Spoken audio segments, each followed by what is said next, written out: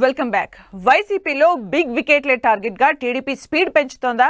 కేసులు, అరెస్టులతో వైసీపీ కీలక నేతలను కటకటాల వెనక్కి పంపే స్కెచ్ ను పదునెక్కిస్తోందా?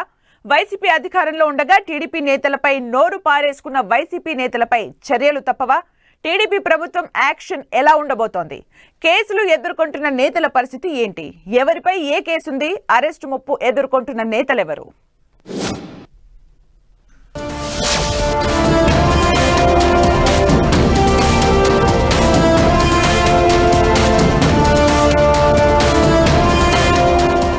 ప్రభుత్వం అధికారం చేపట్టి నెల రోజులు పూర్తవుతోంది. ఈ నెల రోజులు ప్రభుత్వ పాలనపై దృష్టి పెట్టిన ప్రభుత్వ పెద్దలు ఇప్పుడు యాక్షన్లోకి దిగుతున్నట్లే కనిపిస్తోంది. గత ప్రభుత్వం హయాంలో ముఖ్యమంత్రి చంద్రబాబు ఇంటిపై దాడి, టీడీపీ కేంద్ర కార్యాలయం, గన్నవరం టీడీపీ ఆఫీసుల్లో విధ్వంసానికి పాల్పడిన వారిపై కేసులు నమోదు చేయడంతో పాటు పలువురు నిందితులను అరెస్ట్ చేయించింది. ఈ క్రమంలోనే YCP fire brand leader Vallabhaneni Vamsi arrest తప్పదంటూ ప్రచారం జరుగుతోంది. గన్నవరంలో టీడీపీ కార్యాలయంపై అల్లరి మూకల దాడి కేసులో వంశీని నిందితుడిగా చేర్చారు పోలీసులు. ఈ కేసులో ఇప్పటివరకు 15 మందిని అరెస్ట్ చేశారు. మాజీ ఎమ్మెల్యే వంశీని కూడా అరెస్ట్ చేసేందుకు సిద్ధమవుతున్నారు.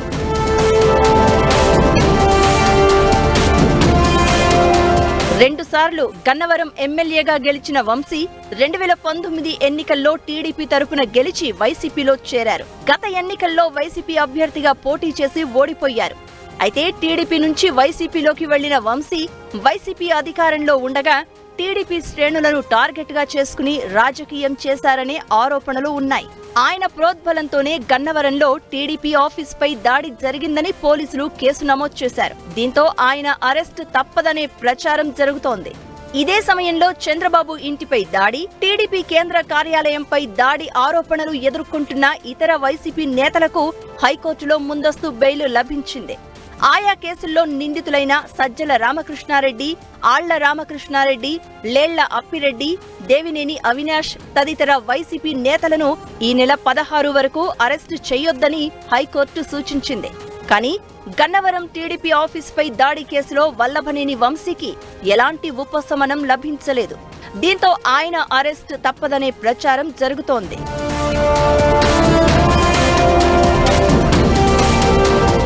అసెంబ్లీ ఎన్నికల్లో ఓటమి తర్వాత మాజీ ఎమ్మెల్యే వంశీ ఆచూకీ తెలియడం లేదు. ఆయన ఎక్కడున్నారనే విషయం ఎవ్వరికీ తెలియకుండా గోప్యంగా వ్యవహరిస్తున్నారు. జూన్ 4న ఫలితాలు వస్తే ఆ మరునాడే వంశీ ఇంటిపై దాడి జరిగింది. ఆ సమయంలో ఇంట్లోనే ఉన్న వంశీ బయటకు కూడా రాలేదు. ఇక జూన్ 7న ఒకసారి బయటకు వచ్చిన వంశీ ఆ తర్వాత ఎవ్వరికీ కనిపించలేదు. ఆయన అమెరికా వెళ్లారా, హైదరాబాద్లో ఉన్నారా అనేది పోలీసులు ఆరా తీస్తున్నారు. ఎన్నికల్లో ఓటమి తర్వాత రాజకీయాలకు దూరంగా ఉండాలని నిర్ణయించుకున్న వంశీ అమెరికాలో వ్యాపారవేత్తగా స్థిరపడాలని భావించారని ఆయన సన్నిహితులు చెప్తున్నారు. ఎన్నికల పోలింగ్, కౌంటింగ్ మధ్యలో ఓసారి అమెరికా కూడా వెళ్లొచ్చారు. దీంతో ఆయన అమెరికా వెళ్లిపోయి ఉంటారని పోలీసులు అనుమానిస్తున్నారు. అయితే వీసా ప్రక్రియ అంత త్వరగా పూర్తయ్యే అవకాశం లేనందున ఆయన హైదరాబాద్లోనే ఉండి ఉంటారనే సందేహాలు వ్యక్తమవుతున్నాయి. ఎట్టి పరిస్థితుల్లోనూ మాజీ ఎమ్మెల్యే వంశీపై చర్యలు తీసుకోవాల్సిందే అని ప్రభుత్వం పట్టుదలగా ఉండడంతో ఆయన కోసం ప్రత్యేక పోలీస్ బృందాలు రంగంలోకి దిగాయి. అయితే పోలీసులు తనని అరెస్ట్ చేయకుండా కాపాడాలని మాజీ ఎమ్మెల్యే వంశీ హైకోర్టును ఆశ్రయించే అవకాశం ఉందంటున్నారు. గన్నవరం కేసులో తొలుత వంశీ పేరు లేకపోవడంతో ఆయన కోర్టుకు వెళ్లలేదని అంటున్నారు వంశీ అనుచరులు. అయితే పోలీసులు అనూహ్యంగా గన్నవరం దాడి కేసులో 71వ నిందితుడిగా వంశీ పేరును చేర్చడంతో అంతా ఉలిక్కిపడ్డారు.